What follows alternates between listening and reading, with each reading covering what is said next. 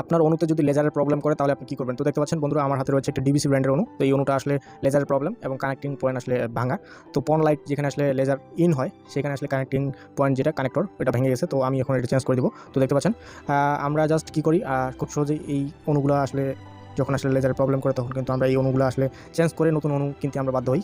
তো এখন থেকে আপনাকে আসলে আর নতুন অণু কিনতে হবে না, আপনার জাস্ট পুরাতন অণুটাই আসলে রিপেয়ার করে নিতে পারবেন। তো দেখতে পাচ্ছেন কানেক্টিং পয়েন্ট এখানে এই যে কানেক্টরটা, তো এই কানেক্টরটা আসলে চেঞ্জ করে দিলেই আমাদের এই লেজার প্রবলেমটা আসলে সমাধান হয়ে যাবে। তো দেখতে পাচ্ছেন আপনারা জাস্ট এটা সুন্দর করে খুলবেন। খোলার পরে দেখতে পাচ্ছেন এখানে ক্লিপ সিস্টেম রয়েছে। তো দেখতে পাচ্ছেন আমি একটু আপনাদেরকে জুম করে দেখাচ্ছি।